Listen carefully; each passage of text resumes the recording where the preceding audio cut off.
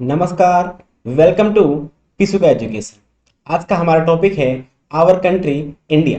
आज हम इंडिया के बारे में डिटेल से चर्चा करने वाले हैं। देखिए, ये है हमारे इंडिया का मैप और हमारा जो इंडिया है नॉर्थ साइड से हिमालय से घिरा हुआ है, वेस्ट साइड से अरेबियन सी से घिरा हुआ है, ईस्ट साइड से बे ऑफ बंगाल से घिरा हुआ है और इंडियन ओशन से घिरा हुआ है। कहाँ पे? साउथ साइड से। अगर इसकी हम एरिया की बात करते हैं तो 3.28 लाख किलोमीटर स्क्वायर इसका एरिया है और मिलियन देखते हैं तो 3.28 मिलियन स्क्वायर किलोमीटर है और वर्ल्ड का 2.4% है। इसकी आबादी 138 करोड़ है जो वर्ल्ड की 18% है। देखिए, जो ऐसी ऐसी रेखाएं होती हैं ग्लोब पर उसको हम बोलते हैं अक्षांश। तो हम पहले देखते हैं अक्षांशीय विस्तार कि यहाँ से लेके जो ये हैगा साउथ में कितना अक्षांशीय विस्तार रहेगा। तो आप देख पा रहे होंगे नॉर्थ में 37 डिग्री और ये 6 और नीचे कितना है 8 डिग्री और ये 4। ये है हमारा अक्षांशीय विस्तार 87,684। अब ये है जो ऐसी रेखा होती हैं सीधी सीधी खड़ी, इनको हम बोलते हैं देशांतर।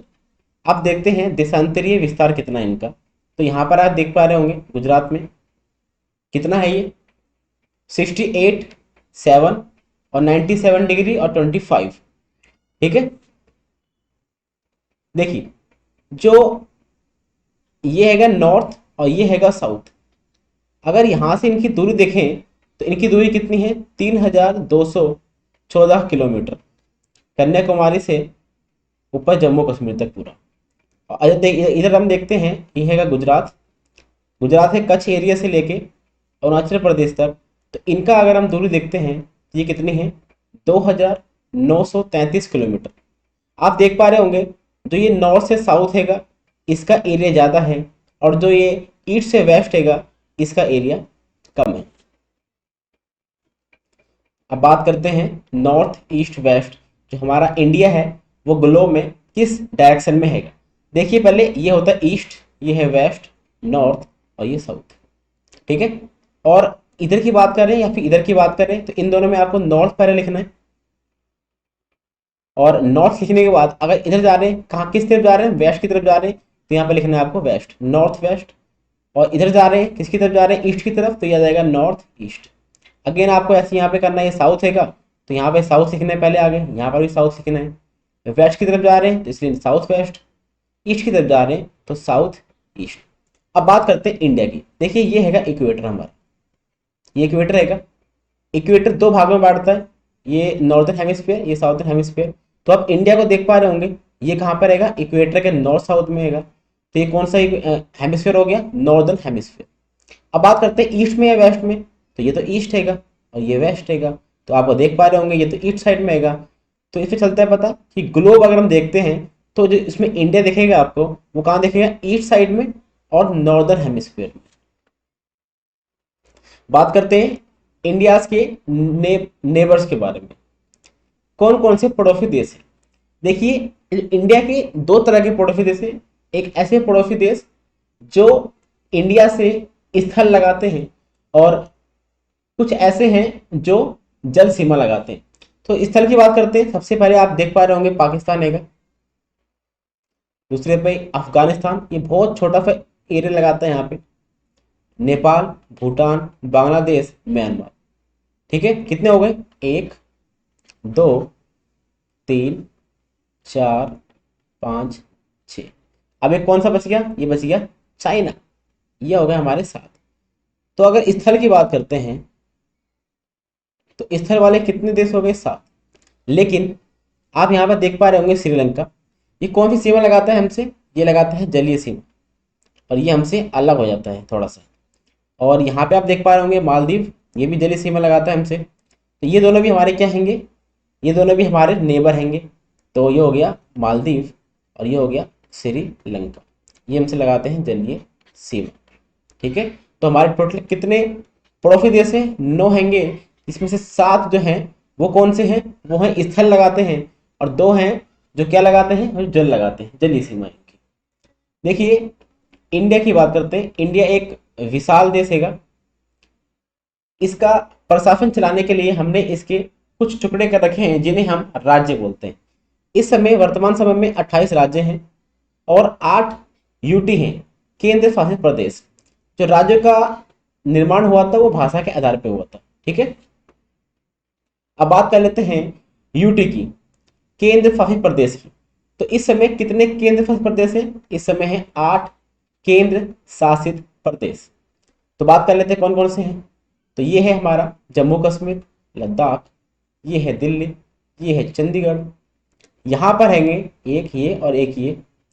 अगर इन सबको हमने एक ही कर दिया है, जस्ट अभी इसी साल हुआ है, दादर एंड नगर हवेली और दमन और दीव। तो ये हो गया एक, ये हो गया दो, तीन, चार, और ये हो गए 5।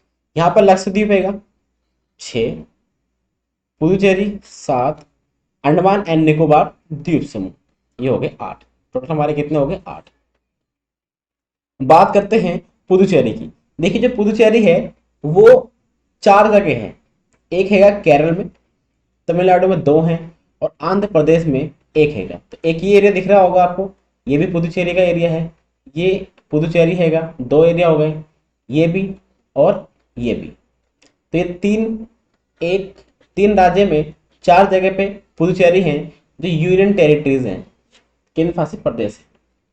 अब बात करते हैं Tropic of Cancer passes through which states in India. जो कर्क रेखा होती है, ट्रॉपिक ऑफ कैंसर होती है, वो कितने राज्यों से होके गुजरती है? जो 23.5 डिग्री पे होती है। देखिए सबसे पहले तो है गुजरात, दूसरे नंबर पे है राजस्थान। इसका बहुत छोटा सा एरिया, ये आपको एरिया दिख रहा होगा, बहुत कम एरिया है जो इससे गुजरती है। उसके बाद है मध्य प्रदेश, छत्तीसगढ़, झारखंड, पश्चिम बंगाल, त्रिपुरा और मिजोरम। तो ये कितने कितने देश कितने राज्य हो गए?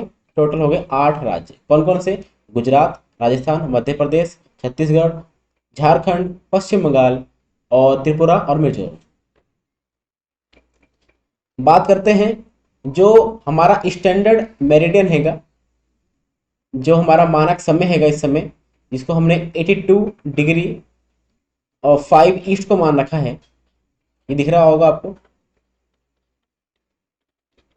जो ये वाला देशांतर रेखा हैगी, इसको हमने क्या मान रखा है? मानक समय मान रखा है। देखिए जो ये हैगा और जो ये हैगा, यहाँ पर जो देशांतर है और जो यहाँ पे देशांतर है, इन दोनों का गैप देखते हैं तो 30 डिग्री का अप्रोक्सीमेट आता है। 1 डिग्री में 4 मिनट का अंतर आ जाता है, और इसे चलता पता है कि ये कितने मिनट का अंतर आ जाएगा इस चीज से? ये आ जाएगा 120 मिनट का। इसका मतलब 2 घंटे का। 2 घंटे का अंतर ना आए इसीलिए हमने एक यूपी से जो ये जा रहा है ये लाइन, इसको हमने क्या मान लिया है? इसको हमने मान लिया है अपना स्टैंडर्ड मेरिडियन, मानक समय। ठीक है, अब बात करते हैं ये कितने राज्य से होकर गुजरता है। तो ये 5 राज्यों से होकर गुजरता है। इसमें है यूपी, उत्तर प्रदेश, मध्य प्रदेश जो दिख रहा है वो आपको, ये बहुत थोड़ा सा एरिया यहाँ पे टच करता है। ठीक है, तो ये 2 हो गए। ये हो गया छत्तीसगढ़, ये हो गया उड़ीसा, और ये हो गया मध्य प्रदेश। टोटल कितने राज्य हो गए? 5 राज्य हैं जहाँ से हमारा जो मानक समय है, मानक समय जो रेखा है, देशांतर रेखा, वो गुजरती है। बात करते हैं फिजिकल डिवीजन की। कुछ चीज़ों में इसको बांटते हैं, जैसे हिमालय की बात करते हैं। तो जो हिमालय हैगा वो इंडिया के नॉर्थ साइड में हैगा। ठीक है, और हिमालय की 4 लेयर हैंगी, जैसे ट्रांस, वृहद, मध्य, शिवालिक, ये ऐसे ऐसे हैंगे। ठीक है, जो इसमें सबसे नया हैगा और जो सबसे दक्षिण साइड में हैगा उसको हम बोलते हैं शिवालिक, और जो सबसे उत्तरी साइड में हैगा उसको हम बोलते हैं trans, trans Himalaya. Trans Himalaya में 3 श्रेणियां आती हैं, जिसमें हैगा काराकोरम, लद्दाख और जास्कर।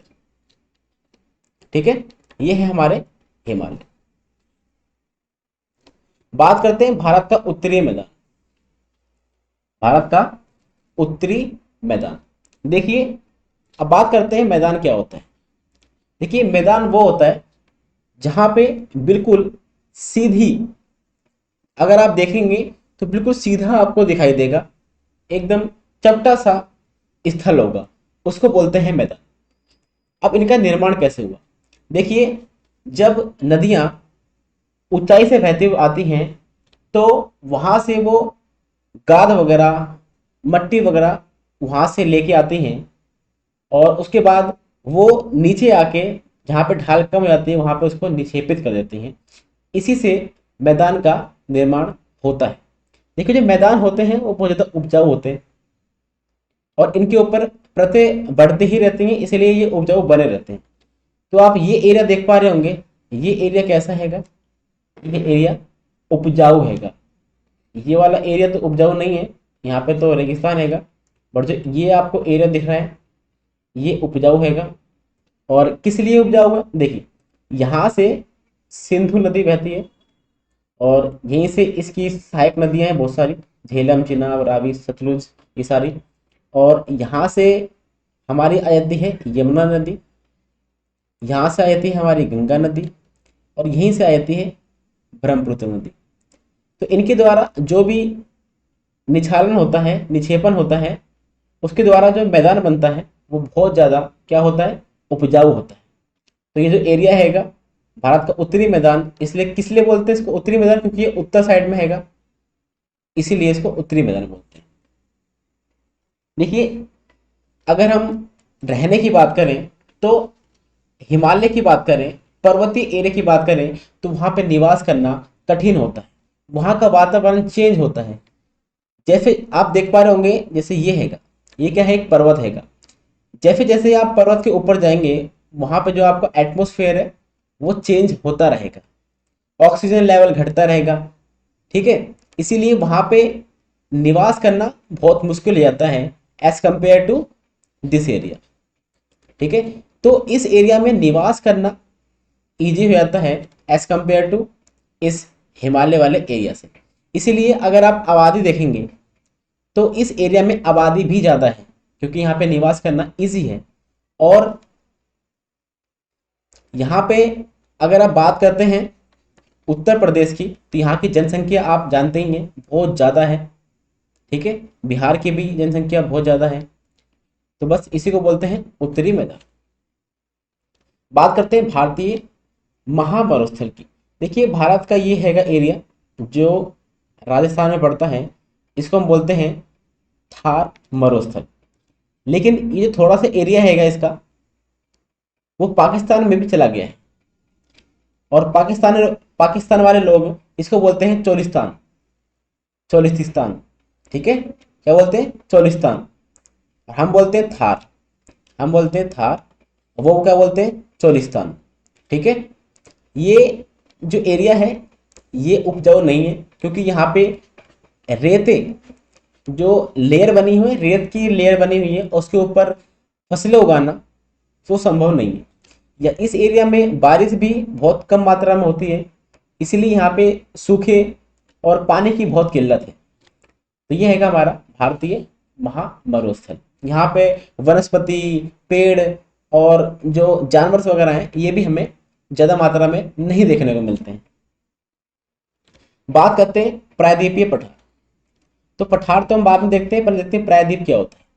प्रायद्वीपीय क्या होता है, मान लेते हैं कोई ऐसा एरिया है या फिर कोई भी ऐसी चीज़ है जो तीनों ओर से पानी से घिरी हुई है, उसको हम पेनिनसुला बोलते हैं, प्रायद्वीप।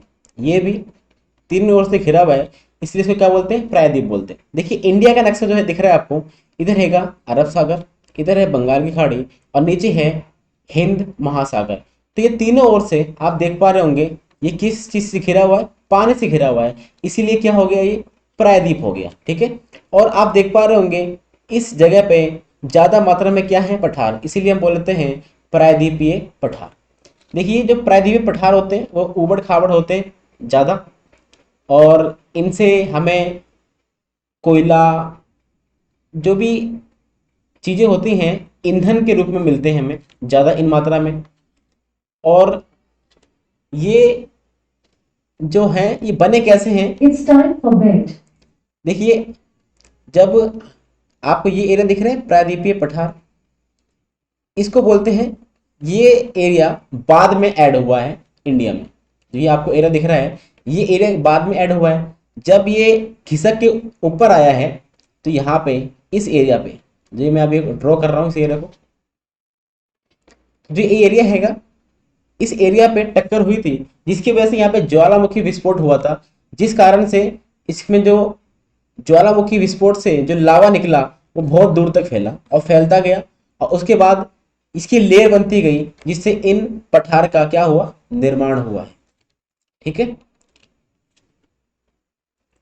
बात करते हैं पश्चिमी घाट और पूर्वी घाट की। देखिए आप ये देख पा रहे होंगे, ये एरिया, ये है पश्चिमी घाट, वेस्टर्न घाट, और ये आप देख पा रहे होंगे ये क्या है, पूर्वी घाट।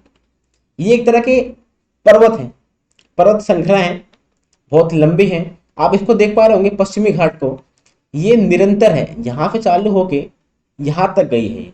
ठीक है, और जो पूर्वी घाट है ये निरंतर नहीं है, ये बीच में कटा फटा है। ठीक है, आप यहाँ पे देख पा रहे होंगे ये हैगा विंध्य पर्वत श्रृंखला, और नीचे है सतपुड़ा। इसके बीच से क्या निकलती है, नर्मदा नदी। ठीक है, और नीचे से क्या निकलती है, तापी नदी। देखिए जो पूर्वी घाट हैगा वो कटा फटा क्यों है, क्योंकि इसके यहाँ से, जहाँ से कटी हुई है वहां से क्या निकलती है, नदियां निकलती हैं। नदियों द्वारा इनको काट दिया गया है। जो नदियां हैं इनको, नदियों ने इनको काट दिया है, इसीलिए ये निरंतर नहीं है। ये एरिया जो हैगा पूर्वी घाट, सॉरी पश्चिमी घाट, ये कैसा हैगा, निरंतर एरिया हैगा ये। अब देखिए जो आपको ये एरिया दिख रहा है, ये वाला एरिया साउथ, ये एरिया ऊंचाई पर है, और जो आपको ये दिख रहा है पश्चिमी घाट, ये एरिया भी ऊंचाई पर है, और जो पूर्वी घाट हैगा वो थोड़ी सी नीची जगह पे हैगा, थोड़ा सा नीचे है, इसकी ऊंचाई ज़्यादा नहीं है। जो पूर्वी घाट है इसकी ज़्यादा ऊंचाई नहीं है, इसीलिए मैक्सिमम जो नदियां हैं वो कैसे, वेस्ट से ईस्ट की तरफ बहती हैं। ठीक है, बात करते हैं तटीय मैदान की। देखिए जैसे आपने यहाँ पे मैदान देखा इस एरिया पे, वैसे ही आप यहाँ पे मैदान दे सकते हैं।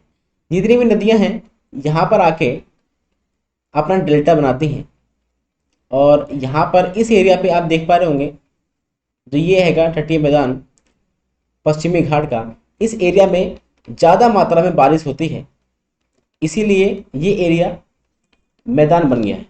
और यहाँ पर आप देख पा रहे होंगे ये एरिया जो हैगा, यहाँ पर नदियाँ अपना क्या बनाती हैं, डेल्टा बनाती हैं, इसीलिए ये एरिया और ये एरिया ज़्यादा मात्रा में उपजाऊ होता है। बात करते हैं इंडियन रिवर की। तो देखिए ये नदी दिख रही है आपको, ये है नर्मदा नदी, इसी के जस्ट नीचे है तापी, ये है गोदावरी, ये है कृष्णा नदी, ये है कावेरी नदी, ये है यमुना नदी, ये है गंगा नदी, और जो ये यहाँ से आ रही है, ये ऐसे करते करते यहाँ से यहाँ जा रही है, ये है ब्रह्मपुत्र। ये आप देख रहे होंगे ये सिंधु नदी है, ये रावी है, सतलुज है। तो ये कुछ मेजर रिवर्स हैं जिसके बारे में आप देख सकते हैं। आई होप आप कुछ नया जानने को मिला होगा। Thank you.